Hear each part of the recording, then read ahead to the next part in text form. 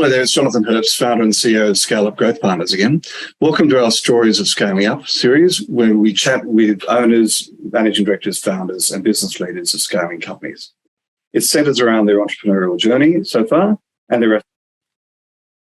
Today, we're talking to Dean Dewhirst, who's CEO and founder of GolfSpace. Dean, welcome. Hi there, how are you? Thanks so much for joining me. No problem. Glad to be on.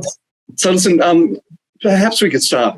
What do you do? How long you've been doing it? And you mentioned earlier that there's a transition between a couple of businesses. So could I sort of throw it to you to tell us about what you do?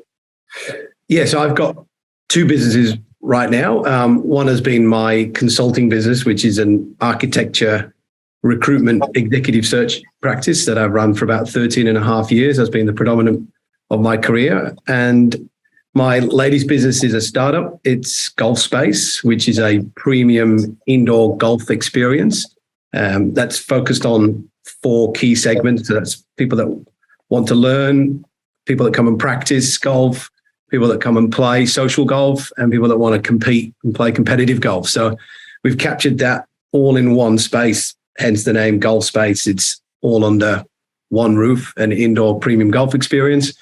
It's utilizing the best-in-class technology. So it's innovative technology that's based around coaching people how to play golf, not just how to have a golf swing on a driving range. As we know, people are not getting better hitting balls on a driving range. There's no data, there's no technology. So I saw that there was a gap in the market.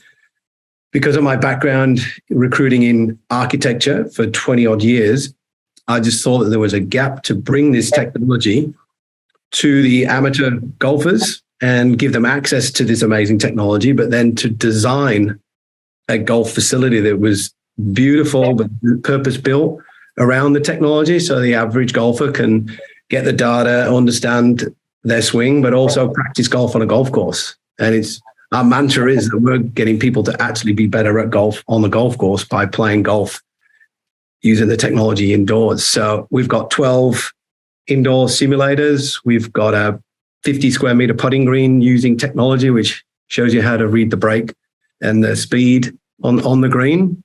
We've got a state-of-the-art multi-function practice areas, like this huge simulator area that's about 300 square meters where you can play all shots through the bag. So, and we've got a cafe and a bar, and then we've got room to develop upstairs as well into the next phase of the business.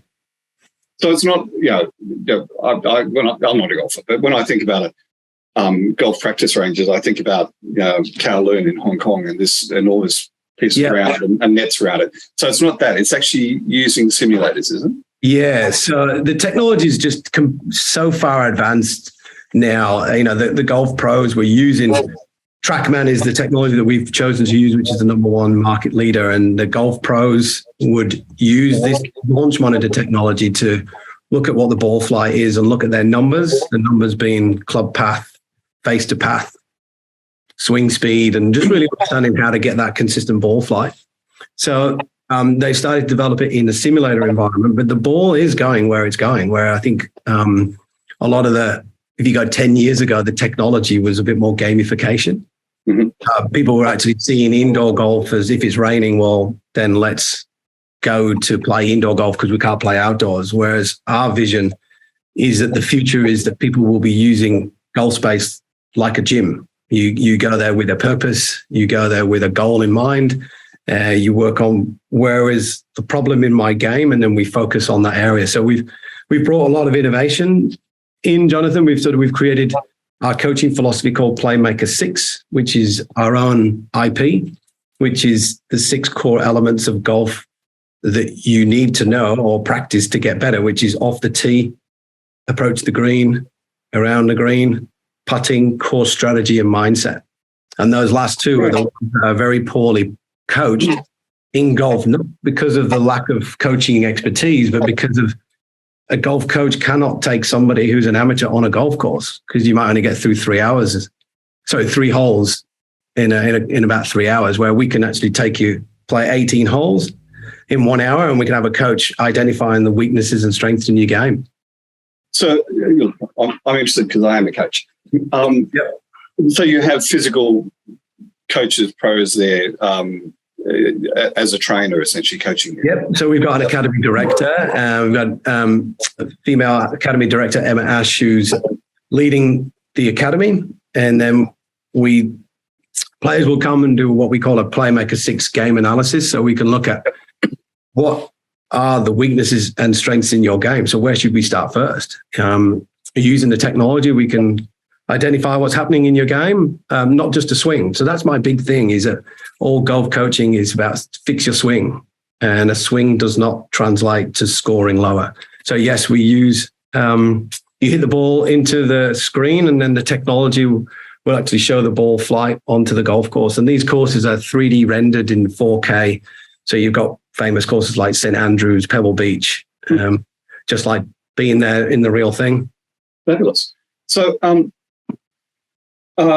so a numpty like me, I mean, obviously you're appealing to golfers, but a numpty like me, could I come and get coached and essentially fast track myself to being a golfer? This is it. This is what, we want to exist to raise awareness and grow this beautiful game. It's very daunting for new players to try and get on a golf course. It's especially for juniors and for women in particular, to step up on the first tee at a golf club and you've never really played before. It's the environment of going to a golf club can be very daunting. So yes, to answer your question, you could come to a GolfSpace and we were teaching you how to play golf, not just have a swing. So yeah, we'd start small, see how you can putt, how you can chip, and then start incrementally improving the technical aspect, and then teaching you actually how to play golf. Yeah.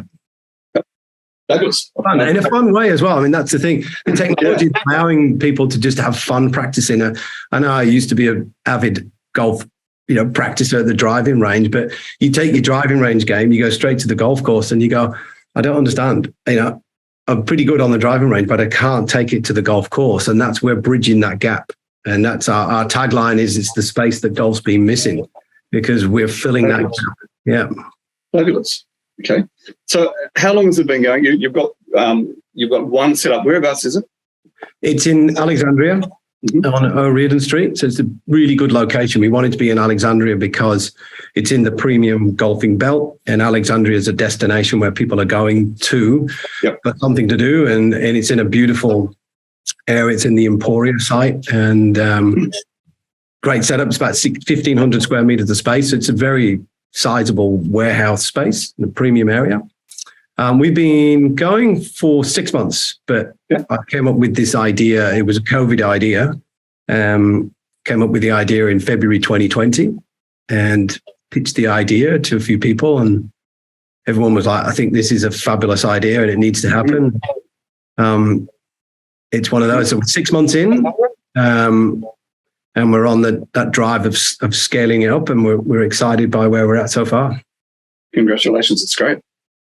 So let's talk about your core customer. The best customer for you is who are they?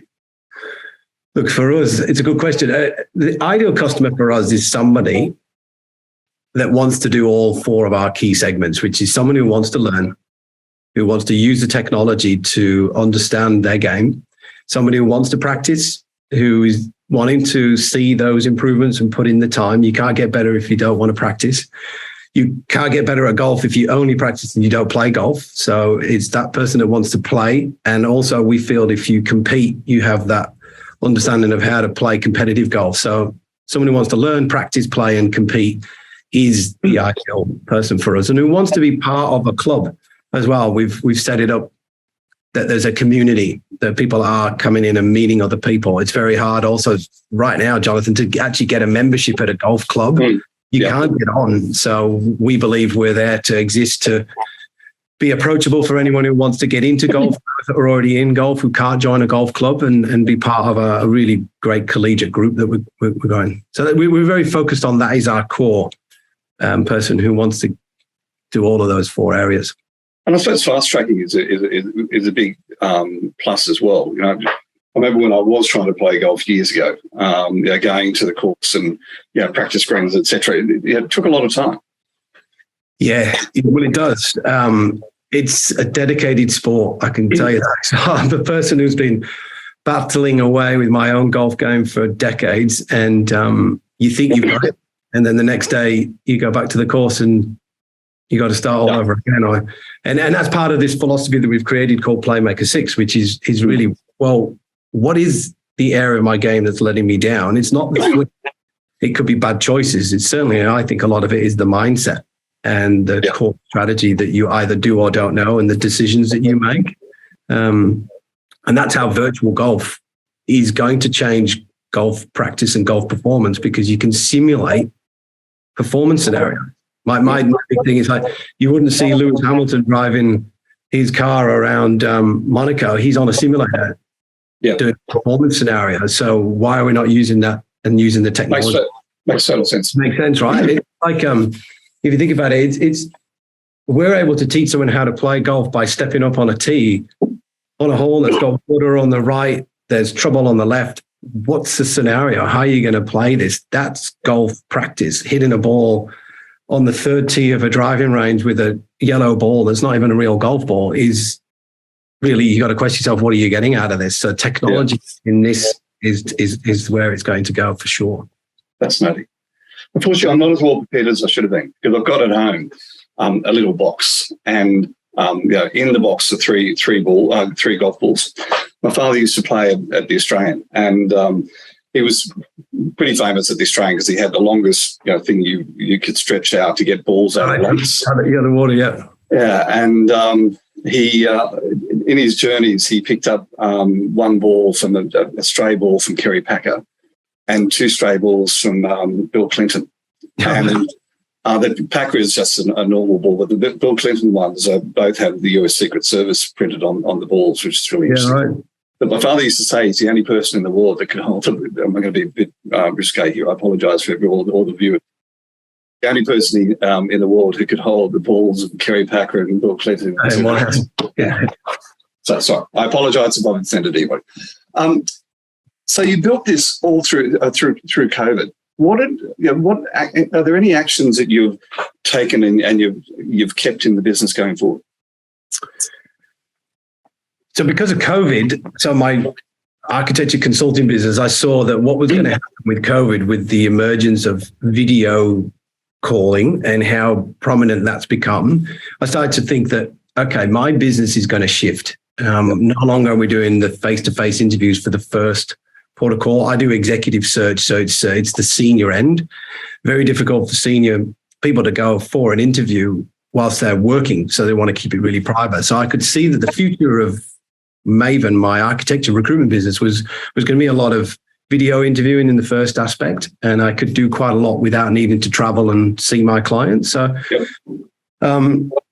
that's kind of thought, okay, there's a shift here in the way that recruitment's going to go. And so that made me just think, how could I look at another business? And I've always been in consulting, and I wanted to test myself setting up a business that had my passion, which was golf, and blending architecture, which is my second passion. So I suppose the pandemic brought this idea together, and I was able to blend two of my passions together, which is very fortunate to be able to do. Obviously, at the time, there was obviously COVID hitting, so we didn't know how indoor golf was going to go because of the pandemic, and everyone was wanting to be outdoors. But it's proven that people just want to play more golf, and this is a very time-conscious world that we're in right now. So we're finding that post-pandemic, people are really conscious of their time. So being able to play golf within 1 hour or 2 hours, and you can play 18 holes with friends whilst having a drink, and actually watch every shot that everyone's playing, it is potentially the future of playing social golf. Makes enormous sense. Yeah. So let's talk about that. What does the future look like, and what are the challenges for you? Well, the future for us is scaling. We did not set this business up to be a one facility location. This business that we set up was set up in mind to be investable and to be able to replicate and turn this into a turnkey solution that we can roll out site after site. So it was set up with that in mind. How could I create this internal IP? How could I create a business that had structure and systems that could be replicable and get the right, the brand that's right, but have the programs the coaching philosophy, the way that we do things, and really set on this vision. So the future for us, scalability and looking for investment to take it to the next level. And where are you on that journey now? So we're the data we've got. We know the client. We know the right customer that's coming to GolfSpace. So where we're on that journey now is we're looking to finalize the leadership team so that we can then get all the structure in place. So we're probably still June 30. I would have thought next year we'll have the first full year of trading, and then we should be looking at our second site, 2023. I just think it's a really exciting journey you're on. You know, having worked as a CEO in the Middle East and Asia, you know, the potential is... It's huge because the one thing that I thought about this place is that you've also got corporate golf, which not even mentioned. If you think about how corporate golf and functions, so the whole idea of GolfSpace again is that it's all golf under one roof. We'll be doing bidding. There's corporate events. You can hire the entire space and do a corporate team building day. You can bring clients. You know, we always used to go on the golf course and do the networking, but it takes 4.5 hours. And if you're amateur golfers, you're zigzagging all over. Now you can bring clients all in one place. You can't lose the ball. You can play Ambrose and have a bit of fun. And that's I definitely see that this is going to be the future. What a great idea. So tell me, you're a business owner, 2 different businesses. What do you think's been the biggest learning you've had as a business owner? Being a business owner,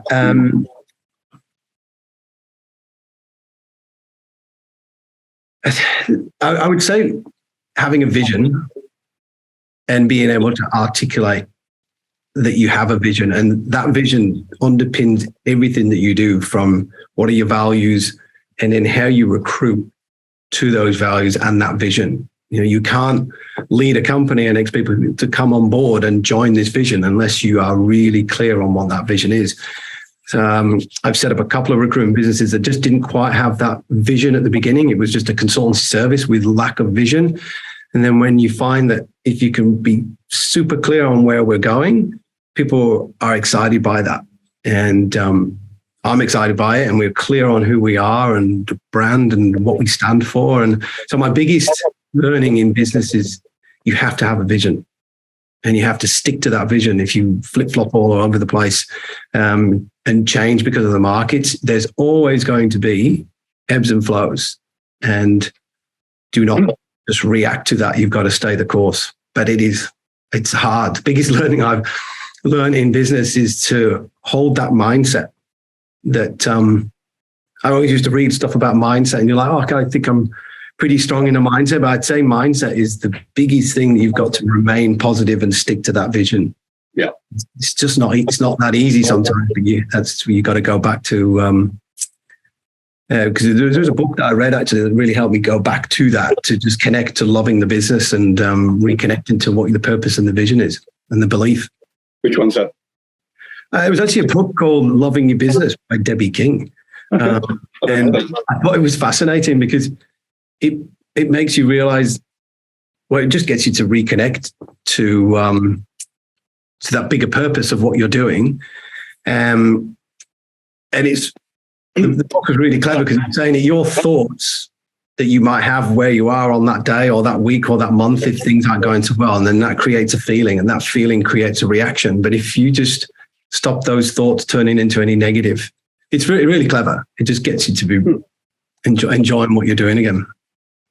It's interesting you say, because, you know, I think I mentioned to you before we started, you know, my purpose of my business is to grow remarkable CEOs and leaders and companies. The issue I've got is, you know, we are limited. There's a time limited to the number of clients we coach, and that's one of the reasons for the Stories of Scaling Up series is actually to grow remarkable by spreading the word, a greater audience of lessons from you and the other people we're interviewing, the CEOs we're interviewing. Yeah. So, you know, I totally agree. Tell me, think of the word successful. Who comes to mind first and why? That's a good question. I think because I'm thinking of scaling up at the moment, I've been doing a bit of research on that, and I would say Ray Kroc, probably from McDonald's, is I've done a lot of research and reading into scaling up and how you take the business forward and how you set up systems. And I found what he did back in that, what was it, 50s, that he found the McDonald's business or bought it from the brothers. The story's phenomenal, and to set up systems and being able to roll that out. The other one might be a bit cheesy, but I would say Steve Jobs, because he created this vision and was able to create a market that didn't already exist. And that's what we're trying to do at GolfSpace. We're trying to create a market that doesn't already exist. And by bringing that vision forward, so I'd say both of those two. Yeah. Pretty inspiring. Yeah, that's probably my favorite question of all of the questions I ask. Yeah. And when you go back and listen to other CEOs and founders, their answers, I imagine everybody's different. It's I imagine fabulous responses. Yeah. Are you a reader? Do you have any books or blogs that you'd recommend? Yes, I do. I do like to read quite a lot of non-fiction business books. The E-Myth book. It's a fabulous one. Michael Gerber. Yeah. I thought that was great. I sort of went through that again, and again, just understanding that even if you don't want to franchise your business, have the business so it's franchisable is great advice. Because one of the reasons why I wanted to set up GolfSpace was to challenge myself that as a consultant, I found the architectural recruitment business difficult to scale because I enjoyed being the consultant. I loved it. I still do. And I love what I do in that area. I love talking to the clients about what their problems are. Like yourself, Jonathan, we do a lot of succession planning, and my skill set is connecting the architectural firm to the right leader for their business and get the culture fit right. And I love that. So it was very difficult to scale because I'm always in the business. Yeah. I wanted to trial myself on this one as an entrepreneur and go, okay, how do I set up a business so I can completely work on the business? So I've done my 6 months being in it, and now I'm at the phase where I want to work on the business to take it to the next level. And I thought that book, The E-Myth, was right on point on that. And it's a really interesting thing, the couple of the key blockers for companies scaling up. Number one, it's always people. Getting the right people, doing the right things in the right way, and building that leadership team that the business takes a life of its own, self-scaling.